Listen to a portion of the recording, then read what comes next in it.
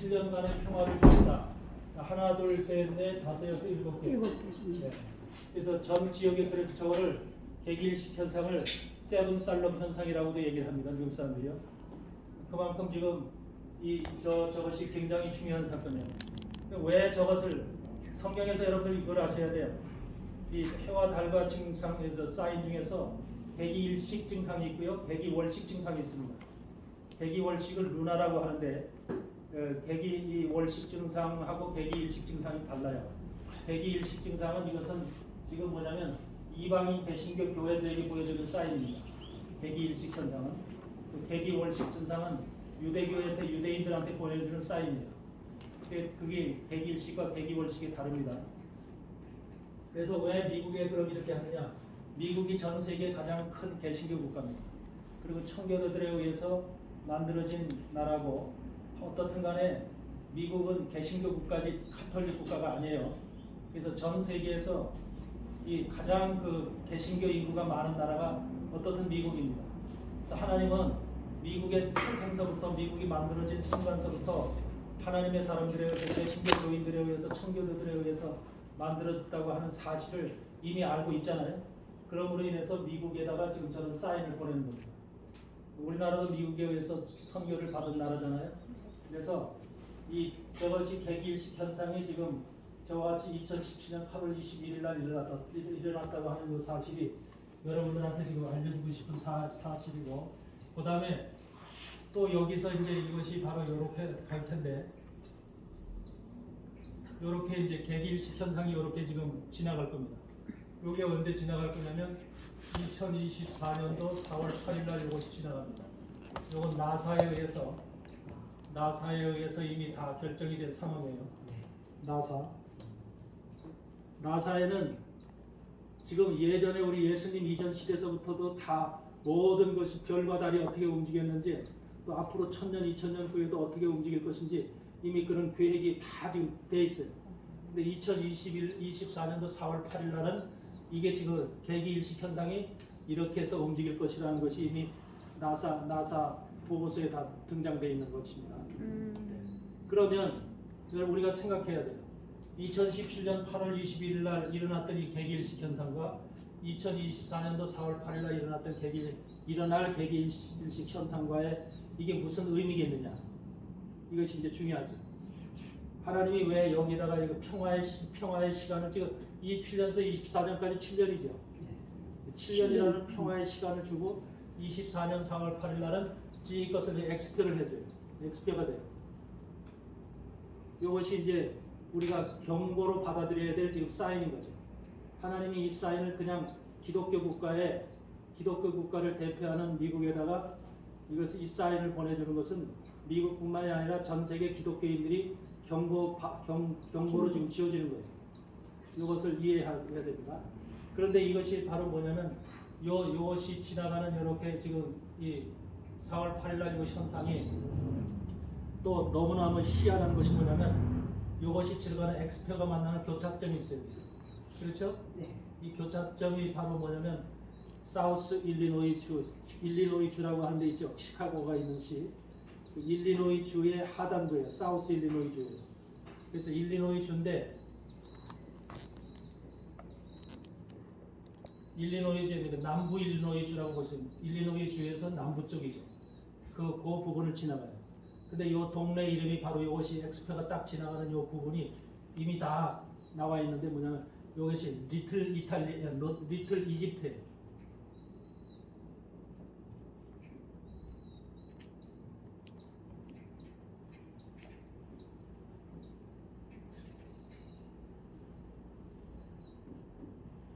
리틀 이집트예요. 이집트는 여러분들 다 아시다시피 유대인들이 이스라엘 사람들이 포로로 400년 동안 사는 곳이고 그곳에서 출애굽을 한 곳이죠. 네. 이 동네 이름이 리틀 이집트예요. 리틀 이집트인데 이 동네 이름이 바로 뭐냐면 이 동네 이름 리틀 이집트 안에는 뭐가 있냐면 고센 땅이 여기 들어가 있어요. 이 안에 고센이 들어가 있어요. 그러니까 우리는 전혀 예상 못하고 저는 생각지도 못한 부분이 지금 이것이 지나가고 있다. 근데 그 부분을 보면은 그 마을 이름이 바로 이렇게 돼 있어요. 근데 여기가 바로 뭐냐면 가장 뭐냐면 지금 이 지역이 일리노이 주 중에서도 가장 사단 숭배가 강력한 지역. 사단 숭배가 강력한 지역. 여기 사우스 그 일리노이 유니버시티가 있는데 사우스 남 일리노이주 대학이 있는데 여기에 그 대학의 그 상징이 뭐냐면 학교 상징이 바로 뭐냐면 피라밋이에요. 피라밋. 대학교의 상징이 피라밋이에요. 피라미드. 네, 피라밋에다가 여기서 이제 펠리칸이라고 해서 그 독수리 있죠. 네.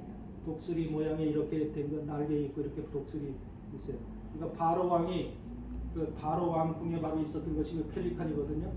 다시 말해서 독수리를 숭상했어요. 신으로.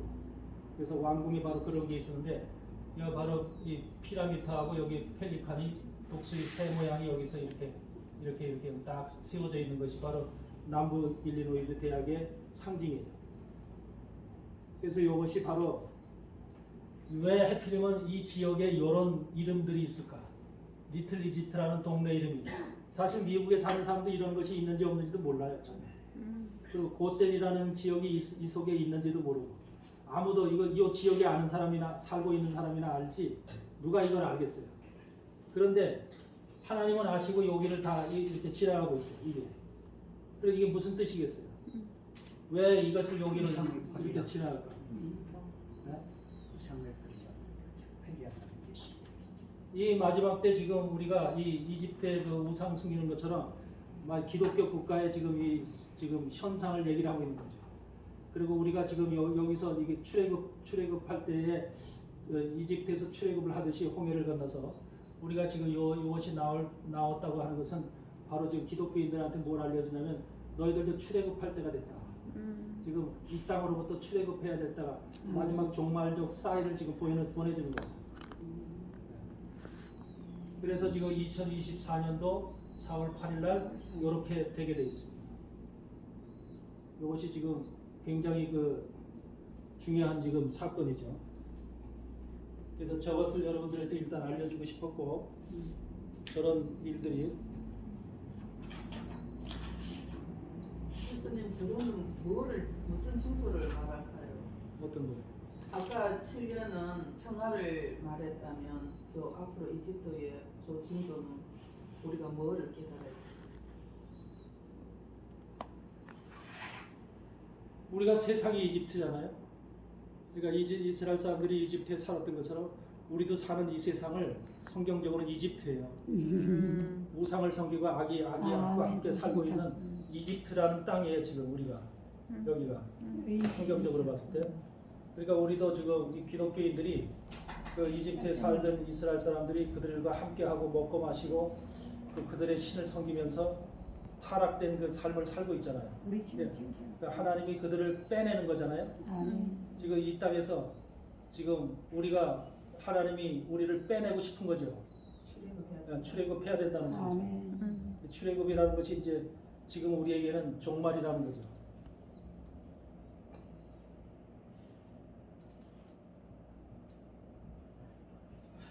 얼마 남았네. 무슨 몇년 남았어? 사실 요거를 보여드리고 싶었는데 요게 바로 요 사인이 지금 여기에 나와 있는 겁니다. 이게 화면으로 이렇게 나와 있는 건데 그걸 보여주고 싶었는데 이걸 지금 여러분들한테 보여줄 수가 없어서 넣어주세요. 그 지도에 이거 그리는 그거 징조. 잠깐만요. 이거를 딱 저장해가지고 우리한테 한번 넣어줘요. 저장. 십자가 모양. 이게 무슨 저 그림이에요, 저 그림. 저 그림인데 이제 징조를 보여도 돼. 이거를 다음번에 교수님 저 폰에 있는 거를 제가 USB로 옮겨가지고 USB 메모리 다 꽂아가지고 저 화면에 띄게. 맞아. 예. 맞아. 나사에서 다 관찰하고 있어요. 모든 거. 그러니까 우리는 지금 때가 얼마 남지 않은 종말 시대에 살고 있다는 소리예요. 네. 그런데 그것에 대해서 관심들이 없을 뿐이죠. 그래서 이런 것들이 지금 7년이라는 시간 이것을 지금 줬는데 유대인 목사들은 이걸 해석하기를 어떻게 해석하냐면 여기서부터 여기까지 지금 7년의 시간이죠. 7년. 세븐 그 살롬이라고 했죠. 2017년부터 24년까지 17년부터 24년까지가 지금 7년의 시간이잖아요. 네. 저 시간을 유대인 목사들의 해석으로는 특히 이제 워싱턴 시애틀주에서 목회하는 그 마이클 비치 목사라고 있어요. 그 목사는 어떻게 얘기를 하냐면 저걸 갖다가 요셉의 7년 풍년으로 해석을 해요. 요셉의 7년 풍년과 7년 흉년이 있죠. 예. 네. 그 바로 애굽의 그 7년 풍년과 7년 흉년을 그걸 얘기하잖아요. 그 7년 풍년의 시간 하나님이 살롬이라는 7년 풍년의 시간을 줬다는 거예요. 이것은 뭘 얘기를 하냐면 세상적인 뭐 경제적인 부흥을 얘기를 하는 게 아니라 풍년이라는 것이 하나님의 말씀을 이제 한마디로 말하면 풍년처럼 가득가득 먹을 수 있는 시간이라는 거예요. 유일하게 하나님의 말씀을. 그래서 우리가 이게 우리가 16장을 보면 만나 사건이 나오죠. 만나 사건과 만나 메추라기 사건이 나오잖아요. 거기에서도 보면은 이 6일 동안은 이것이 우리가 한 호메를 먹죠. 네. 그렇지만 이제 5일째는 한 호메를 먹고 6일째는 안식일 전날에는 2호메를 먹죠. 갑절의 양식을 주죠. 이 갑절의 양식이 지금 여기 이 시간에 내리는 때예요. 이거를 지금 우리가 받아 먹어야 될 시간이라는 소리예요. 이거. 그럼 이 시간이 지나가면 어떻게 되겠냐? 2024년도 4월 8일 이 사인이 끝나는 시간 이후는 어떻게 되겠냐? 양식이 하나님의 양식이 이 땅에서 끊어진다는 소리. 이렇게 개신교의 양식이 끊어진다는 소리. 그러면 저 양식이 그때서부터 어디로 넘어가냐? 저것이 유대인들한테 넘어간다. 이스라엘. 그러니까 이 시간 우리가 로마서 11장 25절에 보면은 이방인의 충만한 수가 차기까지 이스라엘은 완악하게 된 것이라 그런 말씀이 있죠. 이방인의 충만한 수가 우리는 모르지만요. 하나님은 아실 거 아니에요. 이방인의 충만한 수가 들어오기까지 이방인의 충만한 수가 지금 4월 8일 이전까지는 충만하게 하나님의 구원의 그 백성으로 들어와야 되는 거죠.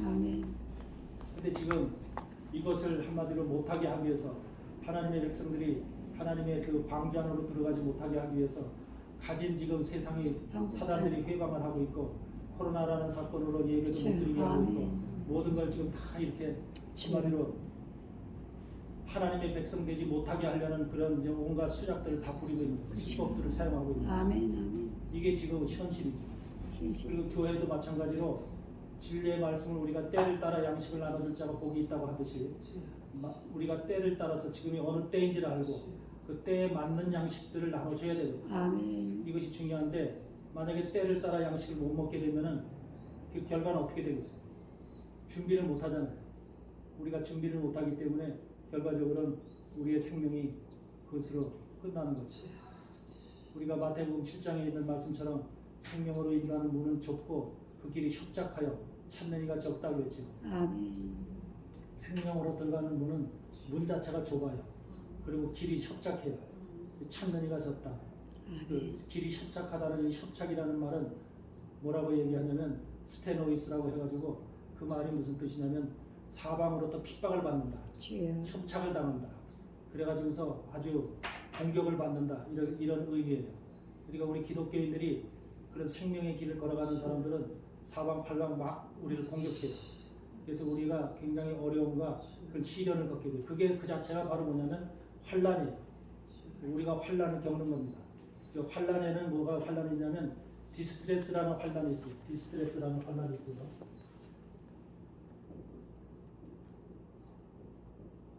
디스트레스라는 환란이 있어요. 이건 뭐냐면 우리가 정신적으로 갖는 환란이에요. 마음속으로.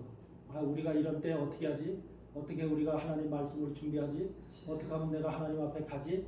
이렇게 각가지의 이제 마음속에서 우러나는 그런 우리가 이제 하나님에서 세상 사람들은 그런 걱정 안 하죠. 그냥 주어진 상황 속에서 먹고 마시고 마실 것만 충분히 있으면 아무 걱정 근심도 없이 살죠. 그래서 때 되면 그냥 놀러 다니고 여행 다니고 하면서 자기들 하는 대로 다 살잖아요. 그렇지만 하나님의 사람들은 그럴 수 있어요, 없어요? 없어요. 우리 하나님 말씀을 들은 게 있거든요. 그리고 하나님 말씀에 기록된 게 있기 때문에 그걸 보고 살았던 사람들은 아, 때가 되면 이렇게 된다는데 이거 어떠지? 지금 보니까 상황이 이런데 지금 코로나 사태보다 세상이 이런데 이렇게 이런 세상인데 우리가 어떻게 준비해야 되지? 하면서 마음속에 뭔가 자꾸 이 혼란이 올 거 아니에요. 주여. 그 상태를 우리가 디스트레스라고 하는 거예요. 스트레스. 그 다음에 이제 트리빌레이션이라는 게 있어요. 트리빌레이션이라는 것은 트리블? 외적 환란을 얘기하는 거예요. 트리블. 전쟁이 일어났다, 지진이 일어났다, 화산이 터졌다 이러면서 이상하게 이제 세계 현상들이 이상한 현상들이 막 발생하는 거죠. 경제적으로 막 기름값도 폭등을 하고 물건 뭐 음식값도 그렇고 모든 그 우리가 먹는 재료값도 요새 고공행진하잖아요. 네. 이런 모든 것들이 다 뭐냐면 세계적인 지금 우리나라만 그런 게 아니죠. 세계적으로 다 동일하게 일어난 현상이죠. 이게 앞으로는 모든 것들이 이렇게 트리빌레이션 현상들이 나타난다고. 이런 것들이 바로 이제 트리빌레이션과 디스트레스라는 두 가지 현상이 같이 오게 돼 있어요. 마지막 종말에는. 그래서 이것이 환란인데 외적 환란, 내적 환란인데 이것을 어떻게 우리가 이겨내느냐, 이걸 어떻게 우리가 견뎌내느냐, 아멘. 이것이 중요한 거죠. 아멘. 이것을 깨어 있는 사람은 아 지금 이런 시간이고 이렇게 움직이는 세상이 이렇게 움직이니까 우리가 우리 자신이 지금 더욱더 하나님을 붙잡고 말씀을 붙잡고 아멘. 기도하면서 우리가 아멘. 하나님 앞에 정신을 바짝 차리고 아멘. 나가야 아멘. 되겠다라고 하는 준비를 하지만 그런 생각이 전혀 이런 것 자체를 전혀 의식을 하지 못하고 이런 것이 있었는지 없었는지도 전혀 이런 실체가 전혀 의식을 하지 못하고 사는 사람들은 어떻게 살겠어요? 교회를 같이 다녀도 한 십자가 안에서 예배드리고 찬양하고 주여. 다 해도 이런 사실을 모른다고 그러면 어떻게 살겠어요, 그 사람? 먹고 마시지가 않는가. 그렇죠. 주님이 오실 때 뭐라 그랬어요? 노아의 때와 같고 모세 때와 같다 그랬죠. 먹고 마시고 시집가고 장가고 사고 팔고 하면서 어때요? 우리 일상적인 삶을 그대로 다 하고 있는 거죠. 네. 이게 바로 현실이잖아요. 우리 현실이에요. 특히 하나님이 말씀하신 성경에서 말씀하시는 부분은 저 바깥에 믿지 아니하는 자들에게 얘기하는 것이 아니라 교회 안에서 내 백성이라고 하고 나를 아버지라고 부르는 사람들한테 지금 얘기하는 거예요. 그래서 자녀들에게 하나님이 지금 경고하시고 사인을 주시는 거예요. 그래서 이런 것들이 지금 이런 현상이 굉장히 중요한 지금 하늘의 징조로 모여있는 현상으로 지금 나타났다. 아멘. 요거를 근데 여기서 우리가 알아야 될 것은 뭐냐면요. 요것이 아무 때나 일어난 사건이 아니라는 거죠. 왜 그러냐면 지금 2024년도 4월 8일 날 일어날 요 사건이 무슨 날 일어나는지 아세요? 니산월 1일 날 일어납니다. 니산은? 니산월 1일. 첫날이죠. 네. 종교력 히브리 종교력 1일 첫날이죠. 그러니까 무슨 니산월 1일 날은 유대의 역사를 보면은 모든 그 사건이나 큰 일들이 니산월에 다 1일 날 발생을 해요. 네. 그래서 이런 것들이 전부 다 그리고 여러분들 네. 하나님이 징조를 보낼 때 절기에 맞춰서 6월절 절기에 맞춰서 이 징조를 보내신다든지 아니면 나팔절에 보낸다든지 초막절에 보낸다든지 이런 모든 것이 나팔절과 초막절 또는 6월절 이렇게 맞춰서 모든 그 하늘의 징조들이 이 땅에 나타납니다. 이것을 우리가 아주 주의해야 합니다. 그래서 2024년도 요것이 끝나는 날에는 하늘의 징조들이 2024년하고 2025년을 거쳐서 8번의 하늘의 징조들이 해와 달을 통해서 나타나요. 다시 말해서 계기일식 현상과 계기월식 현상이 8번 나타납니다. 굉장히 이거 역사 이래 없었던 일이죠. 지금까지 그 계기월식이라는 그 루나 증상이 그 계기월식 증상 우리는 그걸 갖다 뭐라고 하냐면은 달이 붉게 변한다 그러지. 붉게 변한다. 그래서 레드문 현상이다. 또 이렇게 이제 뭐 붉은 달 현상이다 이런 표현을 쓰죠. 그래서 달이 붉게 변하는 현상들이 어느 때 일어났었냐면 전부 다 6월절과 나팔절, 6월절과 초막절에 다 일어났습니다. 이스라엘의 절기 속에서. 그러니까 평일에 일어나는 게 아니에요. 전부 다 이스라엘의 절기에 그것이 발생을 합니다. 근데 여기서 지금 발생하는 것도 24년도 4월 8일 이후에 8번의 그런 징조들이 나타나게 되는데 그 징조들이 전부 다 6월절, 나팔절, 6월절, 초막절 이런 징조의 절기에 전부 다 나타나게 됩니다. 교수님 그러면 8번 나타나는 거는 그 기간이 어떻게 얼마만큼 기간에 8번이 나타난다는 거예요? 6월절이라는 것이 보통 6월절은 보통 4월 8일이 6월절이에요. 저게. 그래서 4월 8일이 6월절이기 때문에 그 다음에 이제 나타나는 그 해에 바로 그 해의 나팔절에 또 나타나죠. 그 해 나팔절이 그러면 그 해에 9월 8번이 다 나타난다는 거예요? 아니죠. 2024년도에 나타나고 2025년도까지 2025년까지 2025년, 24년, 25년 이렇게 나타나죠. 8번. 한 해니까 4번씩이 나타나는 거죠.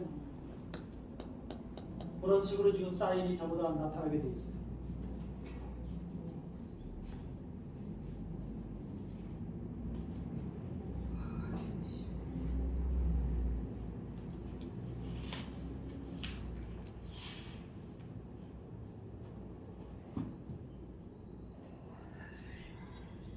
이걸 한번 적으세요. 제가 기록해 드릴게요. 찍으려 했는데 찍을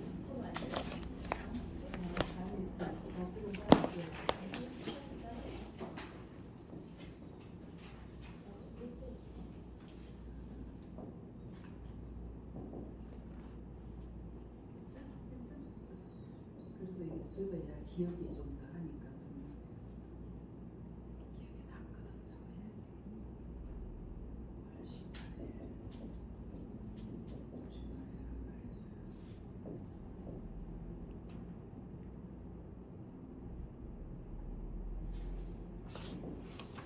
이거는 나사에서 연구한 거죠? 그렇죠. 나사하고 이거 전부 다 날짜가 다 일치가 돼야지 이게 나오는 거예요. 사람이 이걸 알 수가 없죠.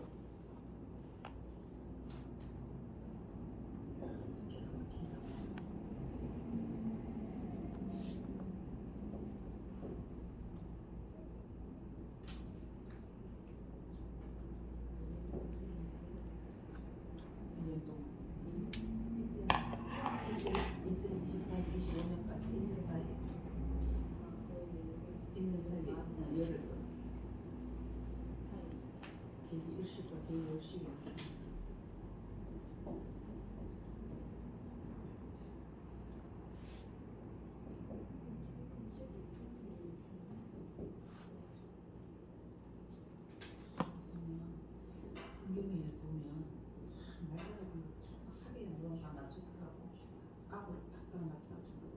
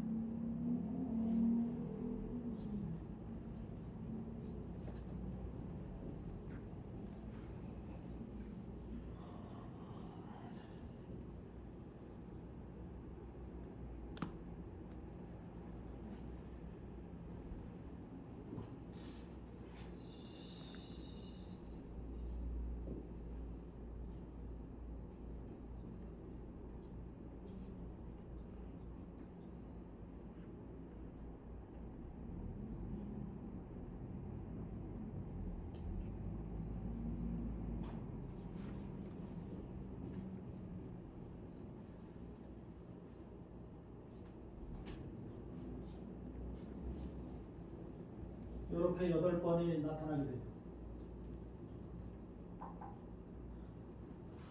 교수님 저게 맨 밑에 두 번째 또 첫 번째 그죠? 중학점.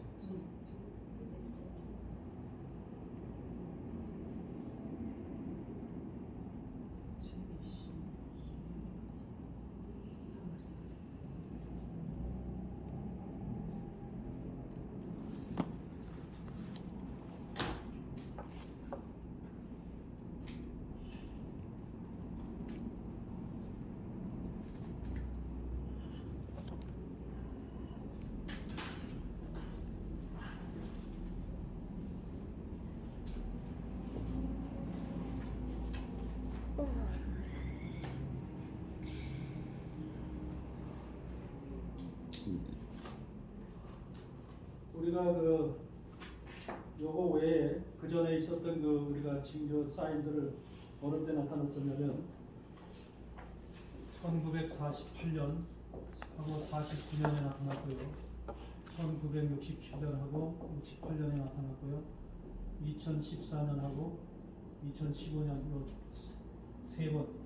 그러니까 이렇게 지금 사인이 나타났었는데 이 사인이 바로 뭐냐면 2048년, 49년이 뭐한 때예요? 이스라엘이 어떻게 뭐한 때예요? 독립한 때죠. 1948년 5월 14일 날 독립했죠. 네. 나라가 생기죠. 네. 나라가 생기는 것을 기념해서 하나님이 사인을 보낸다고요. 그 사인을 보내는데 나팔절하고 6월절하고 초막절, 여기에서 6월절하고 초막절 날 이 사인을 보내죠. 계기월식 증상을 보내죠. 67년, 68년은 뭐한 날이냐면 이스라엘이 애국과 6.1 전쟁을 한 때죠. 네. 6.1 전쟁을 통해서 예루살렘을 회복한 때예요. 네. 예루살렘을 그 애국 사람들한테 빼앗은 그 6.1 전쟁을 기념하기 위해서 기념할 때 바로 또 이 사인을 보내죠. 그래서 여기도 마찬가지로 6월절 초막절 때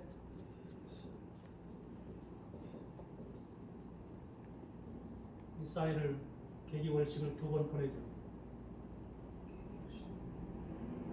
2014년 15년도에 또 이제 여기에서 이제 바로 계기월식 증상이 루나 증상이 나타나게 되죠. 2014년도 15년도 이 증상은 바로 이제 이게 유대인들한테 이스라엘에서 이스라엘 사람들이 이스라엘 땅에서 볼 수 있게끔만 나타난 증상이에요. 이스라엘 사람들이 볼 수 있게끔. 그러니까 이스라엘 사람들한테 주는 징조예요. 그러니까 이 외국 다른 나라에서 볼 수 있는 것이 아니라 이스라엘 땅에서만 지금 가나안 이스라엘 땅 그 땅에서 하늘을 봤을 때 저 증상이 나타나게끔 보여진 증상입니다. 그래서 이때도 마찬가지로 6월절과 초막절에 이 증상이 일어나죠. 그래서 이렇게 한 세기 안에 100년도 안 되는 사이에 이렇게 이런 증상이 겹쳐서 이렇게 일어난다고 하는 것은 이거는 굉장히 그거는 그 드문 사례고 이거는 그 정말로 하나님이 안 하시면 누구도 할 수 없는 이런 상황인 거거든요. 하늘의 천체가 변하는 거는. 그러니까 이만큼 지금 하나님이 1948년, 49년 이때서부터 굉장히 뭔가 급박하시다는 거예요. 우리는 성경적으로 봤을 때, 계시록적으로 봤을 때 1948년 5월 14일 이스라엘이 독립을 하잖아요. 없던 이스라엘이 2000년 만에 새로 생기죠. 이런 현상을 우리 교회사로 봤을 때는 7교회 중에서 라오디게아 교회의 출발이라고 봐요. 라오디게아 교회의 출발. 그러니까 라오디게아 교회라고 하는 것이 7교회 중에서 마지막 교회죠. 라오디게아 교회가. 네. 그 라오디게아 교회의 현상이 1948년도서부터 이스라엘 독립과 더불어서 라오디게아 교회의 현상이 발생했다. 동일하게 1948년서부터 교회가 그러니까 라오디게아 교회는 그 시대에 우리나라가 이제 굉장히 기독교적으로 부흥을 했죠.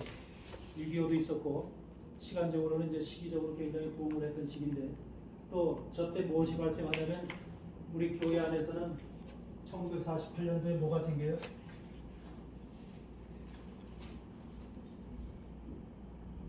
WCC가 생기죠. 세계교회 기독교협의회라는 WCC의 그 탄생이 1948년서부터 생기죠. 원래 WCC라는 것은 그 세계교회협의라고 하는 교회를 대표한다는 어떤 국제적 기관을 얘기를 하는데 사실 저것은 교회를 파괴하고 단일 종교로 가기 위한 그 모든 그 시스템을 만들기 위해서 시작된 것이죠. 그래서 WCC가 그러니까 교회에서는 교회로 얘기하면 쉽게 얘기하면 우상의 그 집단들이 들어온 거죠. 그래가지고서 교회를 파괴시키기 위한 그런 작업을 WCC가 해온 거죠. 여러분 WCC가 결과적으로 지금 오늘날 한국 교회 몇 프로를 차지하고 있습니까? WCC에 속한 교단들이 20%? 80% 넘을 거예요. 8, 90%를 전부 차지하고 있어요. 어. 한국 교단의 8, 90%가 지금 WCC에 들어가 있고 전 세계 교단들이 거의 다 WCC에 지금 속해져 있습니다.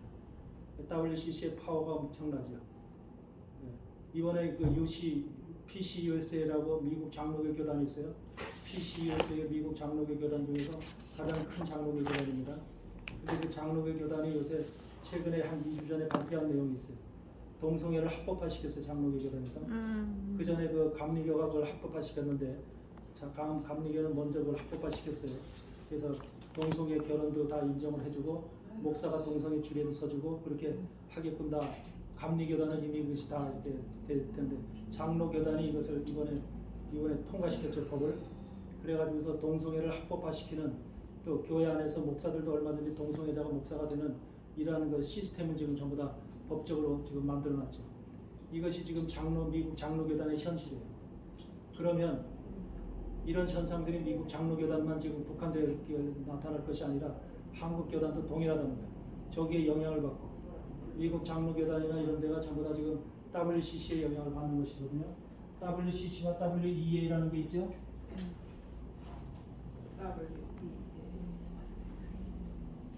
WEA는 그 이반젤리칼 어소시에이션이죠. 월드 이반젤리칼 그 복음주의 협의라는 거죠. 복음주의 협의. 여러분들 복음주의 협의라고 하니까 뭐 복음을 가지고 이렇게 뭐 이렇게 전파하는 그런 의미도 다 들리죠. 네. 절대 아닙니다. WCC나 WEA가 동일해요. 무슨 소리냐면 WCC라고 하는 이 세계 교회 협의회 그 여기에 들어간 그 세계 교회들 속에서 한 이만큼 들어갔어요. 이만큼이 지금 여기에 속했다고 봅시다. 근데 여기에 이제 WCC의 내용을 알고 여기 가입이 안 하는 교단들이 있어요. 교단들이 이제 이만큼 있어요. 근데 이런 교단들이 우리는 WCC 들어가지 말고 WEA에 들어가자. 그래가지고 복음주의 협의회니까 아무래도 이제 복음 쪽으로 가자. 그래가지고 이쪽으로 여기 안 들어간 사람들을 끌어들이기 위해서 만든 게 WEA예요. 한마디로 말하면 이렇게 가는데 그물을 놓은 거예요. 이쪽에 그물 잡히지 않은 사람들은 이쪽으로 빠져나간 사람들은 이쪽이 옳다고 여기고 이쪽으로 간 사람들은 다 끄집어뜨리겠다는 소리죠. 요거를 만든 사람, WEA 기관을 만든 사람이 요건 누구죠? 유명한 사람. 여러분들도 너무나 잘 아면서 우리나라 사람이요? 우리나라에 와서 집회도 해보랬죠. 빌리그레아. 그렇죠. 빌리그레아. 요번에도 또 집회한다고 하던데. 빌리 그레함과 오켄가라고 하는 그 목사가 두 사람이 WEA를 만든 거예요. 여기에 들어가지 않은 사람을 여기서 끄집어들이기 위해서 만든 것이 WEA예요. 그러니까 WCC나 WEA는 우리나라는 동일한 일을 하고 있는 거죠. 같은 일. 동일한 일을 하면서 요 안에서 또 무슨 교육을 시켜요? 공산주의, 사회주의 교육을 시키죠. 아이고. 그래서 WCC가 원래 탄생될 때 1948년도에 네덜란드 암스테르담에서 제1회 대회가 열리게 됐는데 이 WCC가 1948년 대회 열 때 러시아의 KGB 요원들이 공산주의자들 그때 그 소련 러시아죠. 소비에트 유니언 이 러시아 사람들이 이 KGB 그 옷을 다 벗고 신사복을 입고 목사처럼 해서 다 여기 옵니다. 그래서 WCC의 초대 회장이 공산주의자예요.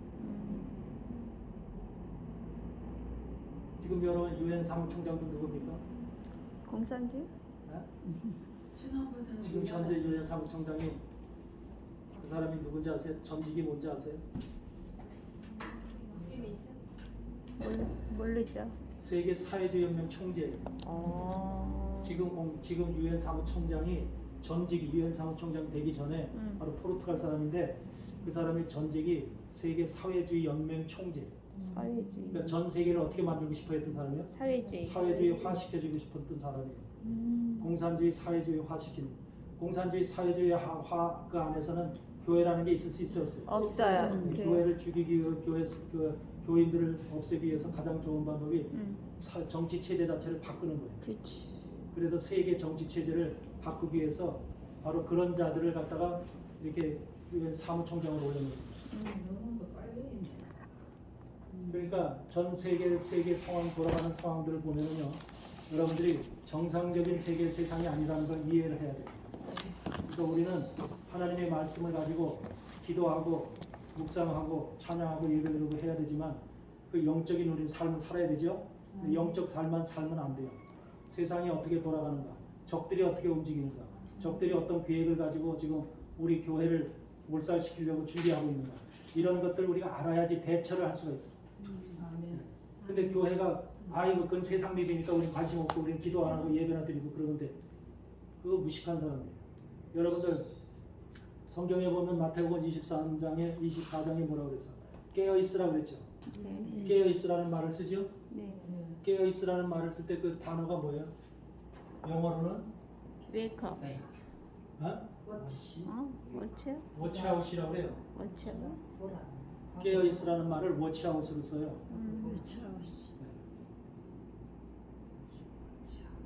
깨어 있으라는 말을 워치아웃이 뭐예요? 봐라, 살피라는 거예요. 워치라는 것은 움직이는 실체들을 살피라는 거예요. 그래서 우리 TV를 볼 때도 워치 TV 하지 룩 TV라는 말 안 쓰죠? 워치 TV. 왜? TV 안에 사실 실체들이 움직이니까. 변화되고 움직이기 때문에 워치라는 말을 씁니다. 세상이 어떻게 움직여가는가? 코로나 사태가 왜 발생하고 있는가? 또 이런 것들이 지금 왜 세계가 지금 통제사에 있고 우크라이나 러시아 전쟁은 왜 발생했는가? 이런 것이 전부 다 워치하라는 거예요. 세상에 돌아가고 있는 현실들을 무감각하게 살면은 우리가 그 세상 속에 그냥 파묻혀서 아무것도 모르고 그냥 그들에게 끌려갈 수밖에 없어요. 아멘. 노예가 될 수밖에 없어요. 이해되세요? 아멘. 그래서 집중적으로 이런 사건들이 지금 우리가 지금 예전에 한 번도 경험하지 못하던 그런 사건들이 집중적으로 나타나죠. 네. 요새. 네. 그게 언제서부터? 20년도서부터 그랬죠. 네. 2년 전서부터 집중적으로 이런 사건들이 코로나 사태부터 코로나. 이렇게 해서 지금 우리가 전부 다 왜 여기다 마스크를 쓰고 있어요. 그렇지. 이게 역사 이래 없던 사건들이거든요. 네. 이런 사건들이 왜 발생하고 있느냐를 우리가 워치아웃, 깨어서 그걸 살펴야 되는 거예요. 이것을 행하고 있는, 이것을 움직이고 있는 세력들이 과연 누구냐? 교회라면 하나님의 백성들을 지키고 보호해야 돼요.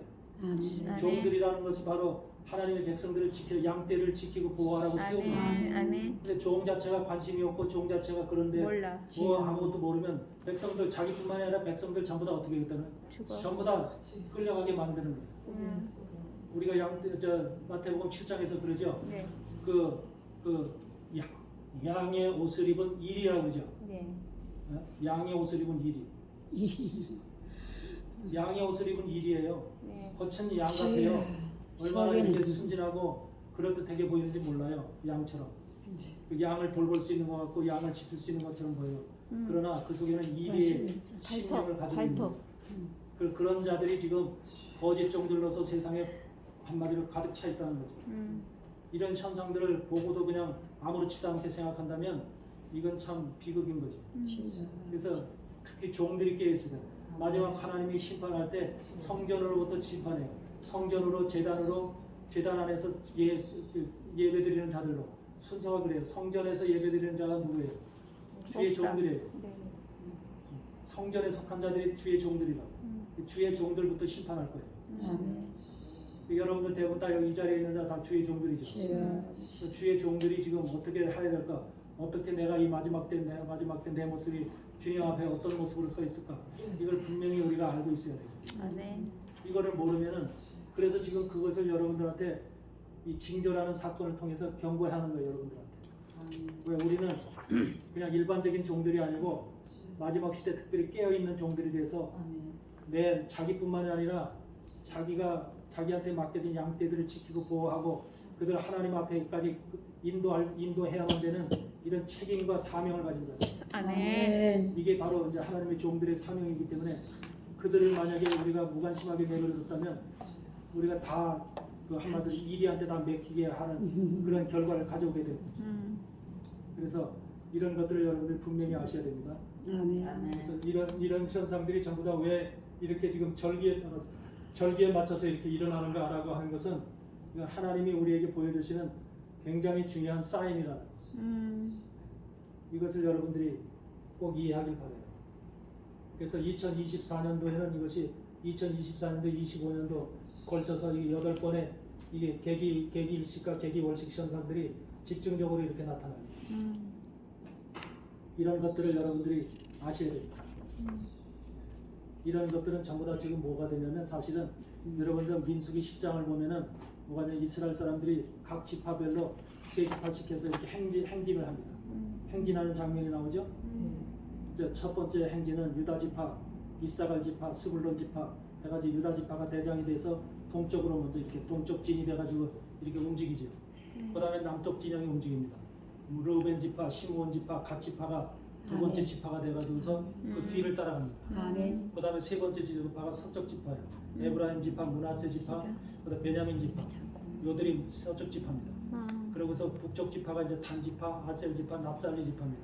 이들이 마지막에서 맨 뒤에를 따라 이스라엘 백성들이 행진할 때 그 행진을 뭐라고 해요? 군대라고 이스라엘 군대라고 해요. 많아요. 그 군대들이 움직인다고 해요. 바로 그 모습이 모습이 바로 세대에서 12시죠. 12죠. 네. 12지파가 행진하는 모습이 바로 1년 12달 가고 있는 우리 그 달력의 모습이에요. 그게 바로 이스라엘 절기 속에서 그대로 진행되는 거예요. 이스라엘의 행진이 이스라엘 백성들의 광야에서 행진이 그냥 일반적인 행진이 얘기하는 게 아니라 우리에게 가르쳐주는 그 사인과 징조가 굉장히 큰 겁니다. 그래서 우리는 그 안에서 그들 속에 전부 다 우리가 유다 지파에는 뭐가 속하냐면 유다 지파를 첫 번째 지파라고 해요. 첫 지파. 그래서 유다 지파는 니산월에 속해요. 니산월. 그다음에 이사갈 지파는 이사갈 지파는 뭐에 속하냐면 그 이야르월이라고 해요. 이야르월. 이스라엘에 12달이 있어요. 이스라엘에 12달이 있죠. 네. 이스라엘의 12달에 다 이름이 있죠. 네. 우리처럼 1, 2, 3, 4, 3월달, 4월달, 5월달이 아니라 그 사람들은 니산월, 이야르월, 시완월, 또 담무스월, 아부월 이렇게 전부 다 그 달이 다 있죠. 뭐 티시리월, 기슬레월 이런 그 헤시반월 다 달이 있어요. 이 그 달이 전부 다 이런 거하고 다 밀접한 관계를 가지고 움직이는 거예요. 거기까지는 여러분들이 나중에 하도록 하고 그럼 조금 여러분들 조금 어려울 것 같아서 나중에 하도록 하겠습니다. 어떻든 이러한 그 사인이 지금 이런 것이 오늘 우리가 살아가고 있는 이 시대에 지금 나타나고 있는 증거고 사인이라는 것을 생각할 때 우리가 엄청나게 급한 시간에 살고 있다. 이렇게 아까도 얘기했다시피 우리는 유대인들은 저런 걸 아주 굉장히 중요시합니다. 네. 근데 우리 이방인 교회들은 저런 걸 중요시하지 않습니다. 왜? 여태까지 해본 적이 없기 때문에. 또 구약에 대한 그 절기와 율법에 대해서도 이방인 교회들은 거기에 대해서 상당히 지식적으로 무지해요. 근데 저 사람들은 그것만 가지고 살았기 때문에 굉장히 거기서 깊은 지식을 가지고 있죠. 그래서 우리가 이방인 교회들은 유대인 목사들, 기독교 무슨 메시아닉 주 목사들이 얘기하는 것을 귀담아 들어야 돼요. 그래서 그걸 참고로 해야 됩니다. 그래서 그들을 100% 다 믿을 건 못 되지만 그 중에서도 사꾼 목사가 있어요. 유대인 목사들 중에서도. 그걸 우리가 분별할 수 있어야 되고 진짜 진리를 말하는 그 종들은 아까 얘기했던 마이클 비치모타라든지 또 텍사스주에서 하시는 이지악 사피로 목사라든지 이런 사람들은 진짜 진리의 종들이에요. 이런 사람들이 전하는 말씀들을 우리가 귀담아 들어야 돼요. 그 사람들은 전부 다 이런 것을 굉장히 중요시 여기거든요. 그래서 아까도 얘기했다시피 4월 8일날 일어나는 이 사건이 바로 굉장히 중요한 아까 이렇게 지나간다고 그랬죠. 미국 지도에서 북에서 남으로 이렇게 지나가죠. 저런 현상이 생기면서 바로 6월절에 저것인데 저것이 저들의 말입니다. 내 말이 아니라 저들의 말이에요. 저들의 말에 뭐라고 그래요? 이방인 교회 시대가 끝나는 시간이 4월 8일이라고 그래요. 이방인 교회 시대가 끝나는 시간이다. 4월 8일. 그러니까 이방인 교회 시대는 2024년도 4월 8일로 끝난다. 그럼으로 인해서 그때까지만 우리가 하나님 말씀을 들을 수 있고 공부할 수 있고 배울 수 있고 기도할 수 있고 찬양할 수 있고 우리가 충분히 하나님 안에서 나를 영적으로 준비할 수 있는 기간입니다. 그런데 그 시간이 넘어가게 되면 이방인들에게는 여러분들 하나님의 시간이 끝나게 돼 4월 8일로 인해서 그 아까도 얘기했던 정해진 시간이라고 그랬죠. 정해진 시간이 딱 끝나게 되면 그 바톤이 누구한테 넘어가요? 유대인한테 넘어가는데 이방인에게는 안 넘어겠죠. 바탄이 유대인에게 넘어왔으니까 주여. 이방인들에게는 지금 누가 강력하게 더 역사할 것 같아요? 마귀가 마귀가. 아멘. 사단 마귀가 굉장히 강력하게 더 역사하겠죠. 아멘. 그러니까 성령의 역사가 이제 끝이 나면은 사단 마귀 역사가 굉장히 강력하게 나타나겠죠. 주여. 아멘. 이런 시간적인 그 정해진 시간이 바로 4월 8일이라고 하는 것이 유대인 목사들의 지금 그들의 그 말이기 때문에 우리가 저것을 마음속에 이렇게 우리가 경고의 말씀으로 새겨들어야 돼요. 그래서 지금은 굉장히 급한 시간이다. 급한 때다. 마음 놓고 우리가 앞으로 지금 세상이 진행되는 것을 보면은 마음 놓고 우리가 예배드리고 찬양하고 언제든지 그냥 하나님 앞에 갈 수 있으면 가고 말고 싶으면 말고 이런 시간이 아니라는 거예요. 아멘. 마지막 때는 여러분들 우리가 충분히 모든 것을 준비하겠지. 저기 마태복음 25장의 그 슬기로운 다섯 처녀처럼 등불을 켜고 있으면서 또 뭐를 가지고 있어야 돼요. 기름. 그릇에 기름을 별도로 가지고 있어야 아멘. 돼요. 아멘. 그릇에 기름을 준비하고 있어야 되거든. 아멘. 이것이 바로 그릇에 기름을 못한 자들은 결과적으로 뭐에 못 들어가요. 혼인잔치에 못 들어가죠. 아멘. 아멘. 이런 사실이 이런 현실이 지금 나타나게 돼 있는 거예요. 그래서 지금은 여러분들 그릇에 기름을 충분히 준비해야 될 시간입니다. 아멘. 그릇에 여러분들은 복음이라는 예수 그리스도의 죽음을 통해서 십자가 사건을 통해서 우리에게 전해준 복음을 통해서 생명이라는 게 뭔가 피라 예수의 피가 뭐라는 것을 이미 다 알고 있어요. 그렇지만 구약에서 얘기하는 구약의 말씀 속에 있는 율법을 통해서 선지자의 글을 통해서 얘기하는 그러한 세부적인 것들은 아직까지도 상당히 부족하다는 거죠. 이게 그 속에서 그게 감람나무 기름이거든요. 그것을 갖다 감람나무를 짜서 찧어서 그 속에서 금기름을 뽑아내야 되거든요. 아멘. 아멘. 그것이 바로 여러분들이 지금 필요한 작업이에요. 특히 주의 아멘. 종들은 아멘. 주의 종들은 그게 필요한 거예요. 아멘. 여러분 하나님의 주의 종들에 대한 그 단위가 주의 종들이 먹어야 될 하나님의 양식과 백성들이 먹어야 될 양식과는 차이가 있어요. 아멘. 여러분들이 똑같이 백성과 동일한 양식을 먹는다면 어떻게 여러분들이 백성을 가리키겠어요? 그래. 아멘. 그래서 민수기에 보면은 민수기 29장 30장 그런 데 보면은 무슨 말씀이 나오냐면 거기에 보면은 하나님 앞에 우리가 예물로 제사를 드릴 때 에바라는 말이 나와요. 에바 10분의 3, 에바 10분의 2, 에바 10분의 1. 그러면 에바 10분의 3, 10분의 2, 10분의 1이라는 에바라는 것이 뭘 얘기하냐면 여러분 자신을 얘기하는 여러분이 먹어야 될 하나님의 양식. 아멘. 아멘. 에바 바구니는 바로 곡식 양식이에요. 곡식이 들어가는 이스라엘의 곡식을 담는 그 바구니를 에바 바구니라고 그래요. 근데 에바 바구니가 바로 에바 바구니에 얼마가 양이 차야 되느냐. 10분의 3이 차야 되는 사람이 있고요. 10분의 2를 차야 되는 사람이 있고 10분의 1이 차야 되는 사람이 있어요. 주여. 그래서 여러분들 우리가 레위기 25장에 보면은 오순절 사건이 나오죠. 오순절 사건을 보면은 오순절 사건 속에서 거기 떡을 만들 때 에바 10분의 1을 가지고 떡을 만들어요. 근데 그 떡이 무슨 떡이냐면은 그냥 된 떡이 아니라 무슨 떡이에요? 누룩이 들어간 떡입니다. 여러분 떡을 만들 때 하나님의 전에서 떡을 만들 때는 누룩이 없는 떡을 만들어야 되는 것이 원칙이에요. 네. 레위기 2장의 소제제에서는 소제를 드릴 때는 전혀 누룩이 들어가 있는 떡을 만들면 안 된다고 그러죠. 네. 아멘. 누룩 없는 떡. 근데 유일하게 누룩 들어간 떡이 레위기 25장 오순절 사건에서 나와요. 거기 오순절 절기를 지키는 것이 나오는데 오순절 절기를 지키는 거기에서 에바 10분의 2에다가 누룩이 들어간 떡을 만들려고 해요. 바로 여러분들이나 하나 전부 다 누룩이 있는 사람들입니다. 예수님 제자들도 그렇고요. 그때 그 120명의 문도들 마가다락방에서 성령 세례를 받은 사람도 전부 다 누룩이 있는 사람들. 인간은 누룩이 없는 사람이 없어요. 예수님을 제외하고는. 아멘. 그래서 우리는 전부 다 누룩이 있는 사람. 하나님이 누룩이 있는 우리까지도 받으신다는 거예요. 아멘. 그래서 떡을 만든다는 것은 우리 자신이 떡이 되었다는 거예요. 우리 자신이 떡이 된다. 아멘. 그래서 여러분 자신이 떡이 되어야 돼요. 아멘. 근데 여러분들이 뭐냐면 하나님의 종들이기 때문에 최소한도 하나님의 종들은 에바 10분의 2의 양식을 요구하는 겁니다. 에바 10분의 2의 양식.